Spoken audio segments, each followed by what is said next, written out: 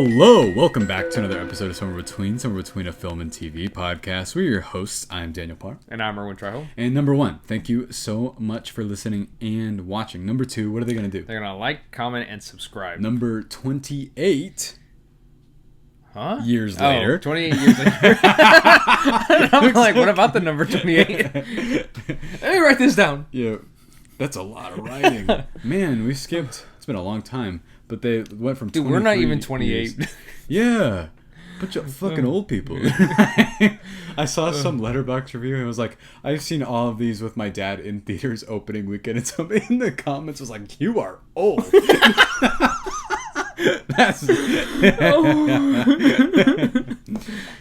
Anyway, we have it reminds me of those things where people would say, it's like, guys, look what I made, or look what I created, and then and someone in the comments go, you're a fucking loser. That's just funny. You know how sometimes when they do like the NBA drawings and they'll send them to like NBA players, and it'll be like a not amazing drawing, and then people will be like, how long have you been doing this? And oh, there's one with Rihanna that is so funny, but I'm not sure if we said it. What are they gonna do? Like, comment, and subscribe. Please do. We did say it. What? Okay. What are we reviewing? 28 years later.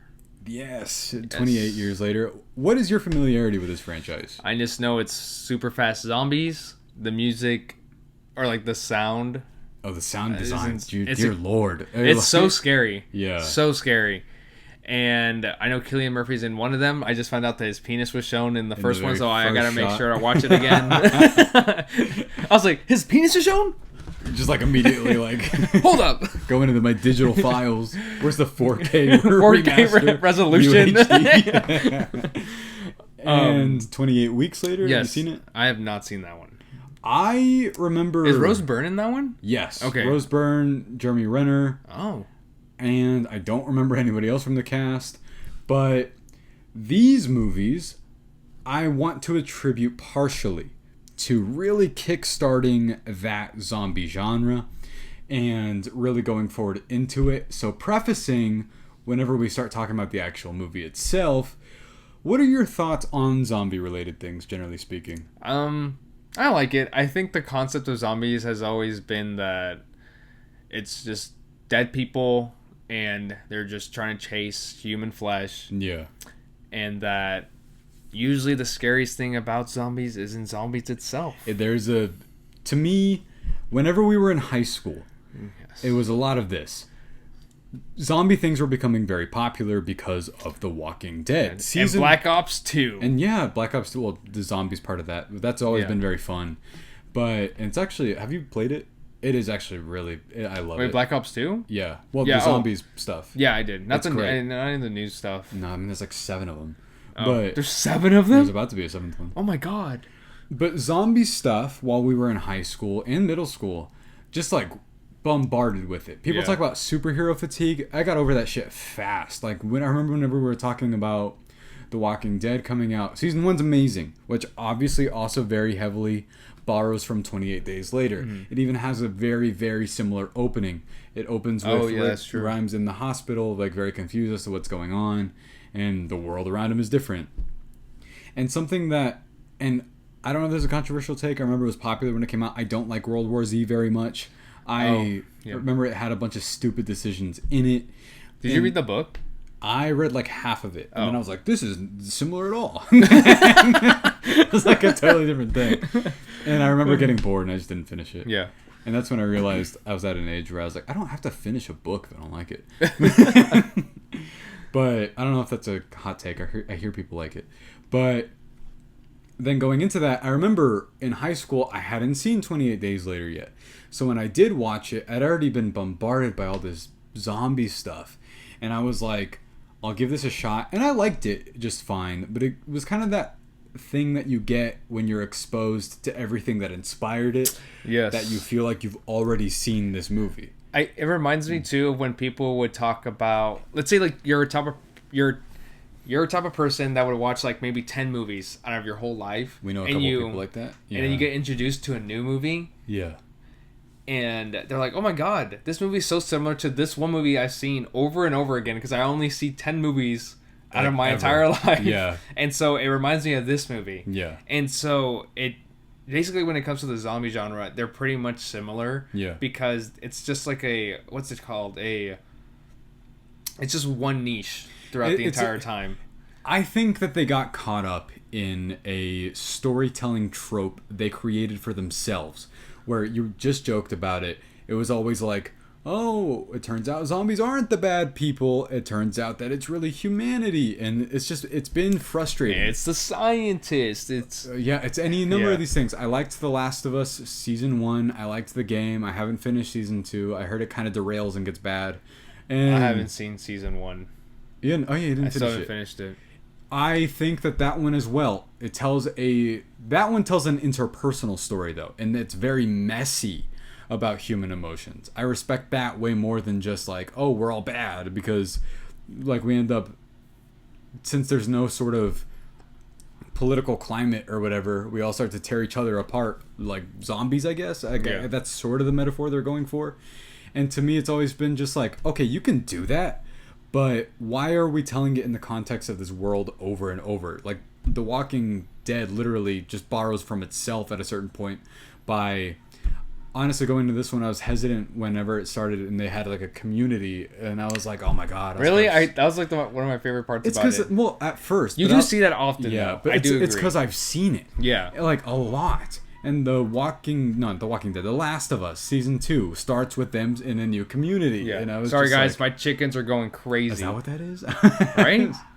No, sorry, those are my dogs. Yeah, they're going insane or something. I don't know. They must mean something outside. But with this movie overall, now that you guys know that we kind of had a hesitation, now that it's been a few years, do you feel hesitant going into this genre again, or are you more open to it since it's been a while? I think just because it's been a while, because then again, I would say The Walking Dead's done, but then there's been like 20, 30 spin-offs of it now again, and I'm just like, luckily I was done with, I forgot what season was it. You know which one it is. Whenever, it's with Glenn. It's when Glenn is gone, that's when I just stopped watching it. You can also, I'm pretty sure there's like a graph out there of when the show, and usually I'm not somebody that's like, you can't kill somebody off, but it turns out he had all the charisma in the show, so then once it's gone, you're kind of like, well. Yeah, you're like, oh, all right. Yeah. But I think that was like my most, when it comes to being exposed to zombies. Yeah. Because I can't remember everything else or anything else. Like maybe what about Resident Evil? Is that zombies? No, sorta. Like dead. It's like I don't know. I don't know enough about. Yeah, I don't know much about that.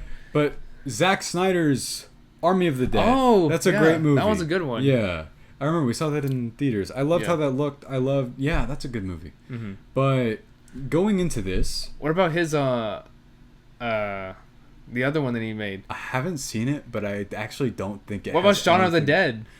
Oh, I love Shaun of the Dead. That one's great. Yeah. Around 28 days later, though. I don't know. There's like a lot of zombie movies out there, but a lot of them just suffer from the fact that they're just so familiar to one another, too. To me, even though this one's more recent, I think that they have the exact same chance that vampires are currently undergoing with Nosferatu and Sinners, and werewolves, hopefully. That's not there yet. Wolfman was okay. Oh, yeah, I was okay. You know that came out this year, and you reacted like you don't even remember. But it's been a pretty great I'm excited for the next Wolf movie. The one with... Robert Eggers. Yeah, I'm so excited. Very excited for that, too. But going into this, were you excited, or did you feel any I felt nothing. Yeah. The trailer was beautiful. Oh, yeah, the trailer was great. It's amazing. I think that's what really pulled me in, because I was like, I'm excited because the trailer was so good. Set to the Rudyard Kipling poem with the boots thing, which is used very well within the context of the movie itself. But with this, 28 years later, directed by Danny Boyle and written by Alex Garland, did you love it? Did you hate it? Or are you somewhere between? I loved it. Yeah? I loved it, but I have some things about it that I want to say. I sort of told you my thoughts on this before we even started recording. Yeah. I couldn't even tell you what I thought of it until like halfway through. I was distracted by a lot of stuff. My feelings were up and down from this. But I loved it. As a matter of fact, by the end of it, I was emotionally moved by it. I was like... Huh? I know. I'll get into why. Yeah. By the end of it, I thought it was so impactful, and I think it does take you on an emotional roller coaster in a sense. Yes. And it has a lot to say in a low-key way until it doesn't. Some of it is insanely in your face and over the top. And the ending is like batshit insane. We'll get into it. But at the end of it all, the core of it, I think, is about being a boy and looking up to someone that's in your life, the father figure. Yes. And then sort of growing out of it, realizing your dad isn't who he says he is, at least within this context. Yes. Because it's sort of supposed to be a critique on the idea of myth and like mythological stuff. Yes. And then by the end of it, you feel like you're sort of put into a different reality. Of course, he's still a growing boy, so by the end of it, he's just kind of looking at new role models, and that's how it ends. Yeah. But overall, I loved that instead of it being about, like, it turns out that we are the actual evil people tearing each other apart. Instead, it was more about, like you said, the memento mori thing. We'll get more into that. Yes. Because I know that you said you loved that about it.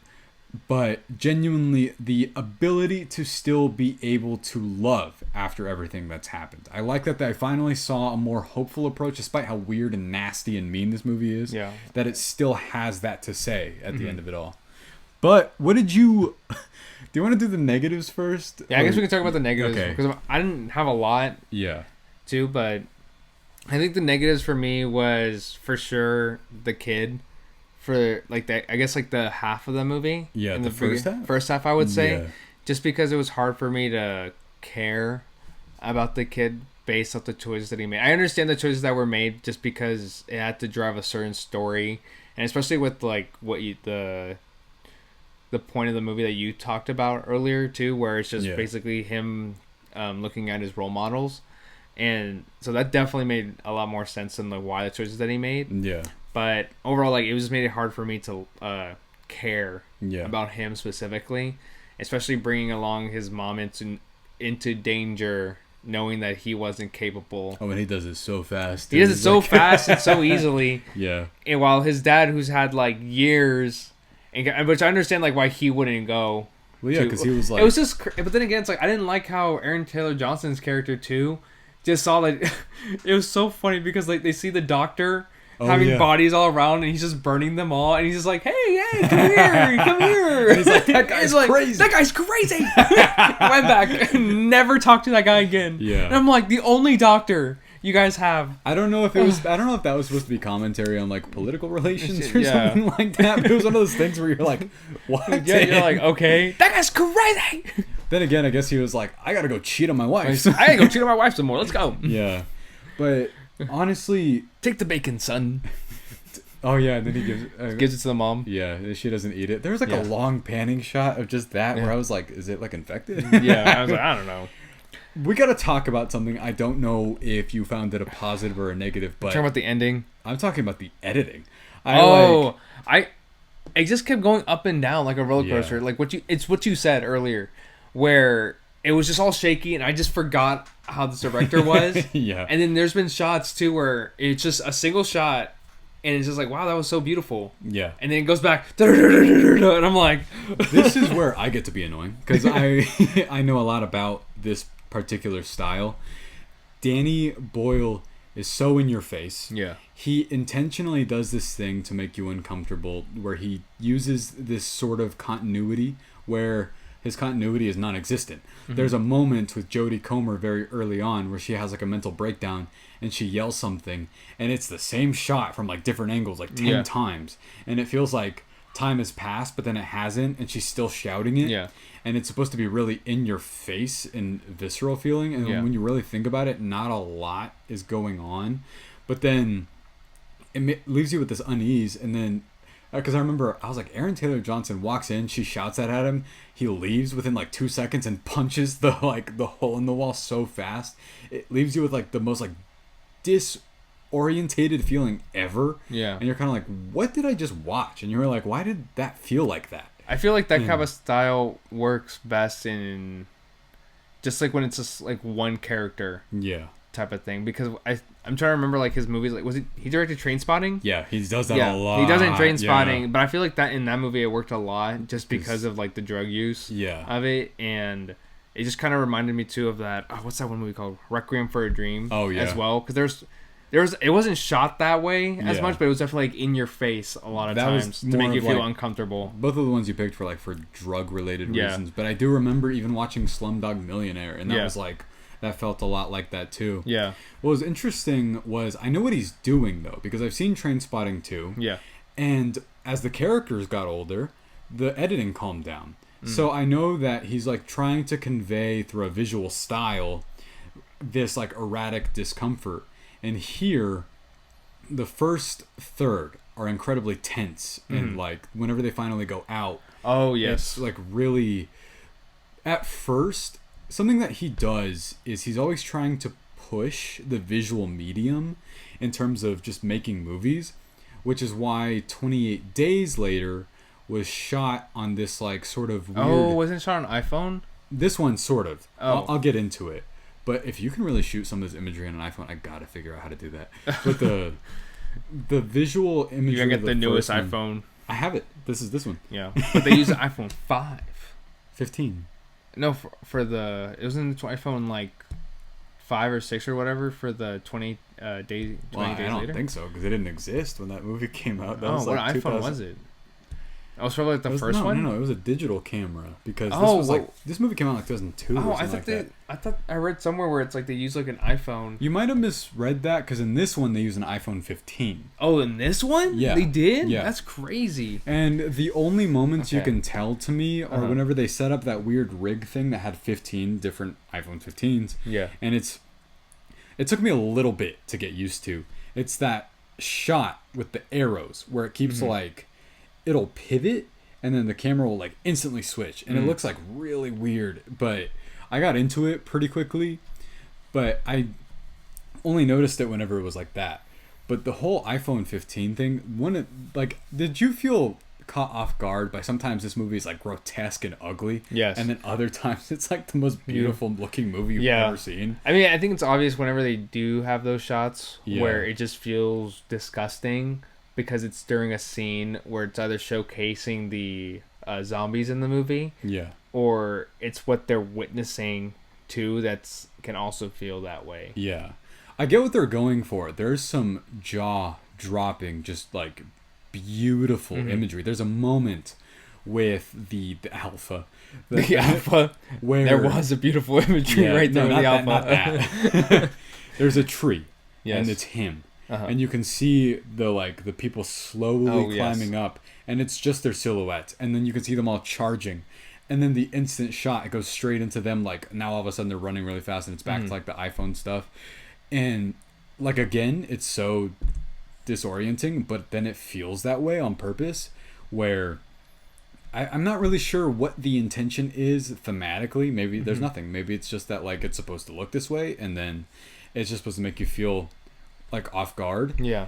But there's a moment... It just feels more personal. Yeah. You feel... I mean, it just feels like the director is trying to put you as the audience member in their shoes, or in just their visual lining. Yeah. Well, it's that whole handy cam effect where shaky cam was like a huge issue for a long time, unless it was used well. And here they bring it back a little bit, but then like it's still clear. Yeah, it's clearly done by design. Yeah. Because the first... third again, where it's like the whole to me the whole like ritual of them going out is very clearly like a symbol for like puberty of a sort. Yes. Where like they literally, you're a man now. Yeah. And then he's like, but you lied about me like killing those people or whatever, and he's like, good job, son. I'm gonna go have sex with this other woman. He's like, yeah, let's go. And then he's like, Aaron Taylor Johnson. Bad. But what did you think initially of... Actually, no, that's going to be a positive, I think, for you. I want to know, because I don't know where you land on this, the ending. Like, the final 10 minutes, and then escalating I don't know. I don't think I liked 5? it. Really? I don't know. The more I think about it, the more I don't like it. I just think it's just a tonal shift. Yeah. It doesn't nail the ending. Because I think if they just stopped where the kid was just running from the zombies and left it like that, I think I would have loved this movie. Yeah. Like, just loved it, and maybe I had, like, one problem. But with that one alone, it doesn't make sense to me. It confuses me. And I think maybe if they just showed up and didn't do anything else, I would have been okay with it. But the moment they started fighting and the music starts playing, too, it was like some heavy metal. It was weird. And I was like, what is happening? So I spent a lot of this movie like going, why is the audience score so low for this movie? Yes. Maybe it's the editing style. I don't know what it is. Yeah. I loved it, but again, watching it, I was like, oh, this is like art house shit. I was like, that's why. And I was like, because there's random moments where it does this thing where it cuts montage, where it'll cut down to like, I'm not sure if it's actual war footage or if it's a war movie, but it's playing the Boots thing by Rudyard Kipling, and it's narrated while they're actually doing the child soldier thing, and then cutting to actual child soldiers. And I get the imagery. It's matching beat for beat. And the whole point of like montage like that is it's a homage to, I'm trying to remember what it's called, but it's German filmmaking is what it is. Back when like the 30s and 40s, and there was a popular style of that. And that's when montage was invented, and that's clearly what he's doing. But then I understood the point they were going for a very long time. And then the ending happens, and I was left confused and wondering why that was what it was. It felt like a after credit scene that wasn't an after credit scene. It was just added to the actual movie. But because I could see that being an after credit scene going like, what just happened? You're like, what does this even mean? Yeah. But I think, again, this is an editing style done on purpose. The movie's like doing the whole ending narration, and he's like, don't come find me, I'm not done traveling yet. And then he's like, son! And you're like, this is a natural like ending to this movie. Yes. And then it goes for like an extra 5 minutes. And then they're doing this weird, like, coordinated Power Rangers-esque stuff. And you're like, what is going on? It was a weird... We say Power Rangers because they were all wearing jumpsuits of different colors. And at the beginning, they're watching Teletubbies, which is a clear, like, supposed to be... I respect that they kill the kids at the beginning of this movie, by the way. That was crazy. Yeah. I always respect when a horror movie does that, because for a while there, they were very hesitant to do it. And now that... I don't know if we're at a point now where they're like, yeah, we're fine with doing that. Oh, jeez. It's still not nice to see. What else? That happened in something this year, too, didn't it? Yeah, Terrifier. No, that was last year, but Terrifier 3 went all out on that. That was another one. But either way, anything Stephen King, I'm sure. Final Destination. Oh. That's what it was. Yeah. Either way, to me, I think it's interesting because it's a weird callback to make, because he has the Red Ranger there with him, and he's like, no, not right now. And then, to me, what happens is... And he's holding the cross, but it's upside down. Yeah, we were like, I mean, that's the over the top imagery I'm talking about. Yeah. Where like that's the guy at the beginning where his dad was the priest or whatever, and you're now like, he was the role model. And also, if you're wondering what type of movie this is, they're in the Shell gas station and the S is dropped off and it says hell. You're like, nice. And me writing down my example for my teacher in that box. Yeah, you're like, this is an example. Actually, yeah. If any of you guys are like looking for any kind of imagery or anything, like that's steal that. Yeah. get your 100. It says hell. I will say though, going back to that sequence is incredible. Yeah. And with the gas stuff, but we'll talk about that. But I loved the ending, actually. I don't think we agree on it, because I see it as him still growing, and he just found new role models. And I think that going into the next one, which comes out, well, when that came out 28 weeks from then, 27 weeks from now, that I really hope that's expanded on, that if you look up who that guy is based on, I'm not going to touch on it just yet because I'm not fully for sure. But I would just wait on it. Yeah, that guy did some bad shit. Look up who like that's based off of, and I'm very curious where they're headed with that. But we'll see.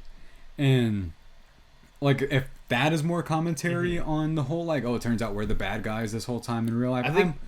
Go ahead. I was gonna say I'm a bit more chill with it just because this first one in the trilogy had a different message. So I'm curious where they go from there. I think that if they just left that scene where they just showed up in their jumpsuits and that's it, and they just didn't fight, no music, and they just showed him smiling, it's like, oh, it looks like you need help or whatever, like in his Irish accent or whatever. Yeah, Jack O'Connell. Yeah.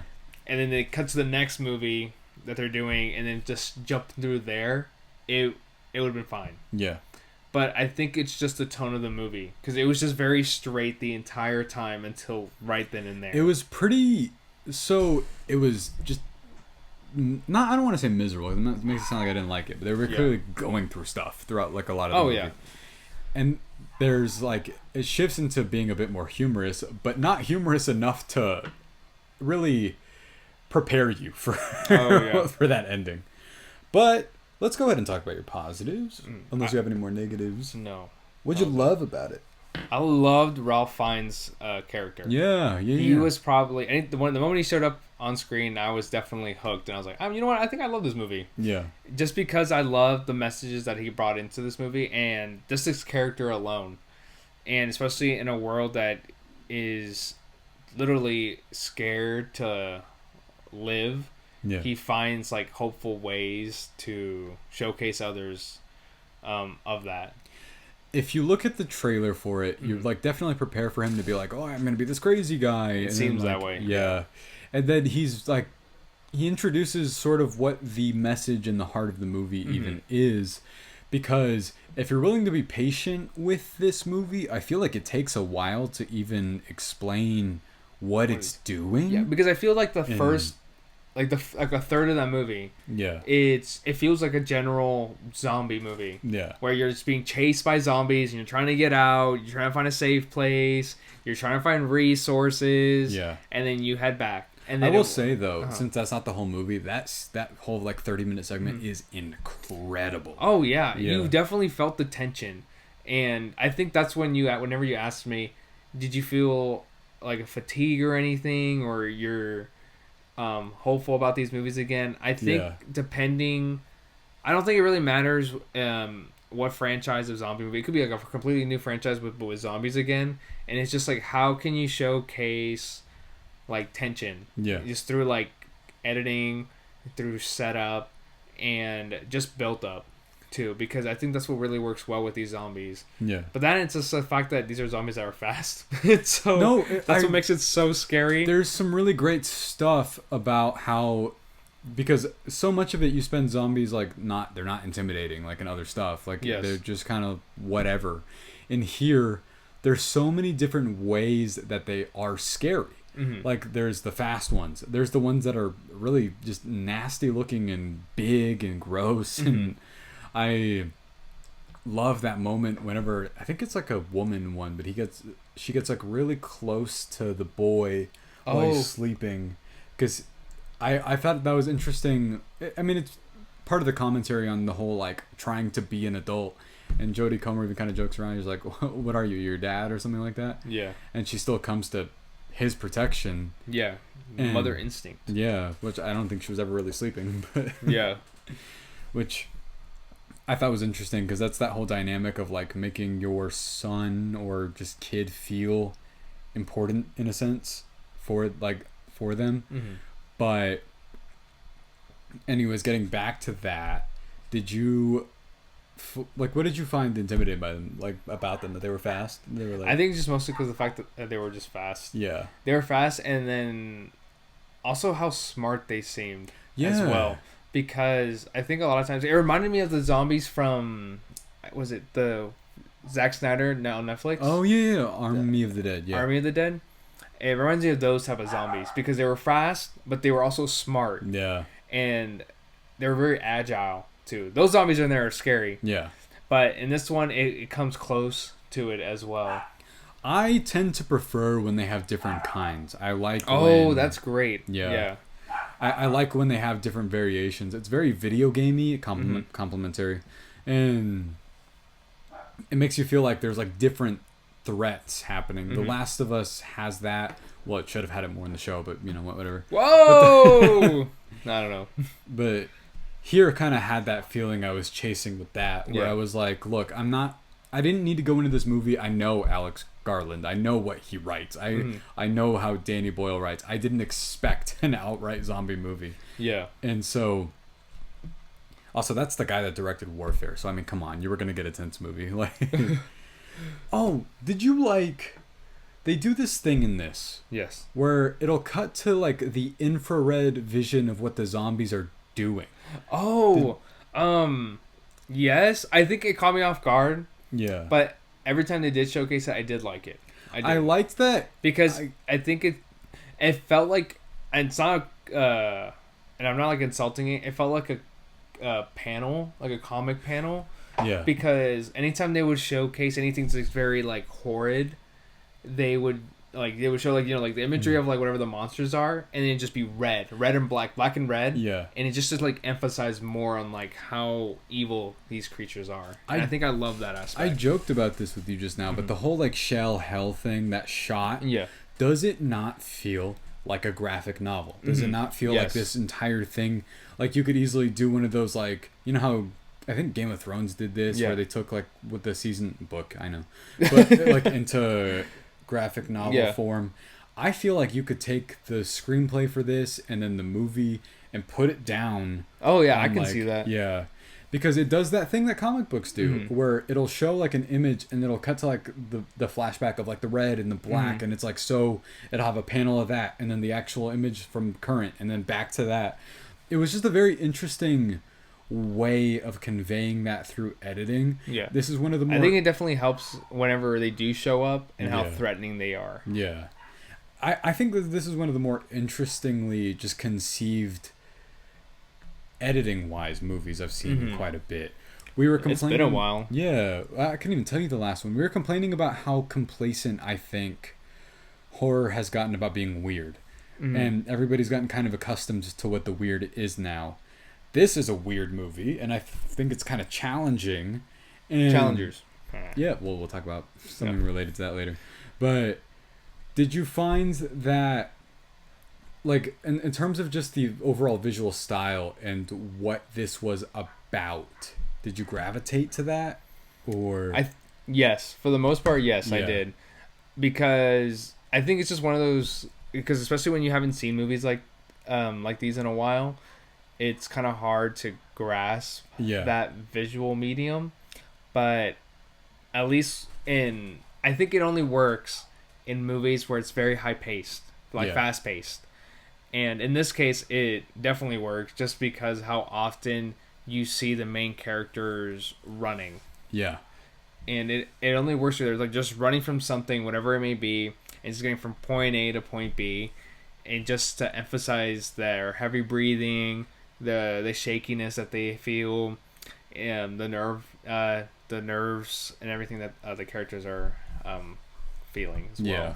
Oh, I have to say, I think the whole, like, oh, you know what? You said this as a negative. I'm gonna say this as a positive. I loved the kid like a lot in this, and I loved the performance by the kid. I like the kid like on the third, like later on in the movie, especially whenever he meets with the doctor. Yeah, I think his performance got better, especially whenever he's the mom. She realizes she has cancer. Yeah, and the mom is telling him like everything's gonna be okay. You're loved. And the mom goes away, and like the kid's just going through it, and like, placing the skeleton. That was so beautiful. That was great. When I told you that this movie emotionally moved me, I think it's because I got so invested in this kid's journey, because I wasn't really frustrated by like his choices in the first half. I understood it as this kid being reckless because he wanted to prove something that he didn't have to yet. Yeah. And it's just set on that expectation of like wanting to live up to your dad to an extent. Yeah. But then the dad is also like, you know, he learns later that he's like, oh, he's not really what he envisioned him to be. Yeah. And the whole disconnect about having to live up to this myth that was made about you that's not even really what happened was fascinating to me. Of course, I do also agree that the decision to take his mom out who's super sick was reckless and stupid. Yeah. But I think it's kind of a core part of the movie. I will say my one negative does stem from that, though, and it's that Aaron Taylor Johnson kind of just disappears. Yeah. Doesn't. I would think that he would just go out. Yeah. And like try to find his kid on his own, and I thought that was gonna happen. Yeah. And they were gonna bond together later on. But didn't they say that the tide wouldn't let them leave? And I don't know how much time had passed. Because I thought the same thing. There was like a whole day, though. Yeah, how long? I actually don't know how long this movie takes place over the course because it's at 5 hours. It's like I think it's like 5 to 8 hours. But they also slept through. Especially like Aaron Taylor Johnson and the kid throughout one day. And then the next day, it was the mom and the son also sleeping through because they were sleeping through the night and everything, and then it happened again later on. And I'm pretty sure it's every couple of hours, not every couple of hours, but like every, I don't know, 7 or 8 hours or something. The tide goes up and down. I will say, like, when I was talking about one of the most stunning shots I've ever seen, it has to do with that tide sequence where it looks like they're running on water. Yes. And they're crossing through that, like, bridge thing while the guy is hunting them. That's incredible. Like, I don't know how they captured that. I don't know how that looks like that. I need to see a behind the scenes something. Because a lot of this is obviously done practically. That's magic. Like, I don't know. And then another one is in the scene. It feels transcendental on purpose. It's this like scene with the. I keep wanting to call it City of Bones. That's like a movie. But City of Bones. But the Bone Tower, and when the Boner Tower. I guess so. Yeah. I keep on calling that one guy Benson Boner. That's good. Apparently his fan base is called the Booners. Do you know? Huh? Yeah. But we're not the Booners, we're the Boners. He sounds like Imagine Dragons. But no, he doesn't. Yes, he does. No, he does. Yes, he does. No, he doesn't. Imagine Dragons do not sound like him. Listen to He's that. more mystical. No, not that magical. Song. I got that song stuck in my head earlier, actually. Oh, that was in Love Island. Oh, dude, they were playing so many like just songs that are very popular. Yeah. Like on Love Island, I was shocked by that. I won't spoil the show, but they clearly got a hold of Olive Brat, is all I'll say. Dude, I heard 360. Yeah. That was like the first couple. I think it was like the second song they played. Yeah. In that show. But we're not watching Love Island. Yeah. Yes, we are. That's why we can't. This is why we haven't recorded Last of Us. We should do a recap. We got a lot of views. I'm just saying. Love Island? Yeah. We should. Fuck. Why not? We'll talk about it. We'll talk about it after. Okay, yeah. Look out for that. But anyway. What else? I don't know. Wait. I want to bring this up because we haven't talked about him, and I loved him in this. The guy that they introduced in that gas station segment. Did you like him? He was funny. Yeah. I didn't think he was gonna die though. The way they kill him. Yeah. I was like, he didn't need all that. I was like, I get that he's supposed to be the like, when he's telling this whole story. By the way, I love the whole joke about the plastic surgery. It's like, why does she look like that? Yeah, and he's like, what you mean? What do you mean? That poor guy, like, because they show that one scene where this is when it kind of pivots into being a different movie where I'm like, why are we following these people? Like, the random military guys, but then it's for him to show up again later. But you see that guy in the tunnel, just like, he rips the spine out of the person.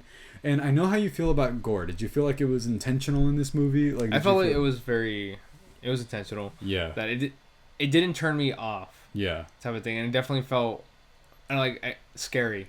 Just because it just showcased like the strength of that alpha. Yeah. And I felt scared because of it. For me, it was like an earned harshness of the world. Yes. You need to establish how threatening this world is.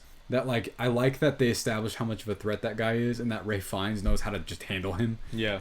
And I thought he was gonna die. Yes. In that one scene towards the end, but he's like, "Oh, you should probably get out of here." I was like, I don't know what that doctor guy's got going on, but I do like him a lot in this. But honestly, yeah. Overall, you feel like you have anything else to say? No, I thought it was a really good movie. Yeah. I was surprised. I'm not gonna lie, I was surprised. Even though the trailers themselves were great. It's what you said. It's just zombie movies. You kind of think, it's like you kind of played everything already. Yeah. It's like you already know the zombies aren't the villain, so who's gonna be the villain in this? And honestly, it wasn't really anybody. It was just the threat of wanting to continue loving, and I adored that about you it. could apply it to like anything. It's like if zombies weren't it could have been like a thunderstorm. Yeah. Like a terrible tornado that was happening, and you were trying to escape it. Genuinely, it was one of those like circumstantial if this were a different type of apocalypse movie or like dystopian whatever, where he still had to take her out of the town and then go through nobody's gone through this territory. Yes. There's some crazy people out there. It still would have had the same effect and still been the same story about just loving your mom.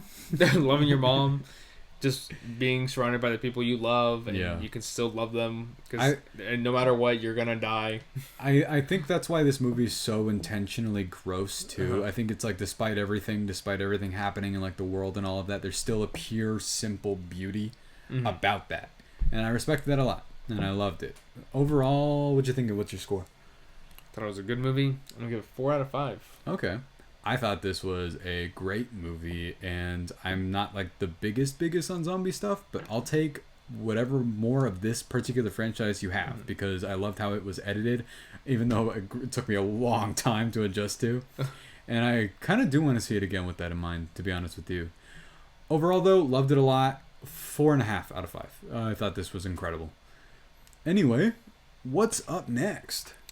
Materialist and Elio? Elio, yeah. Elio. I don't know why I'm blanking on names of stuff. Yeah. But yeah, Materialist and Elio. And what are they going to do? Like, comment, and subscribe. Please do. Somewhere there. Thank you guys so much for listening and watching. What did you think of 28 I already told years later? Not you. No. Them. Yes. Anyway, again, thank you so much. We'll see you next time.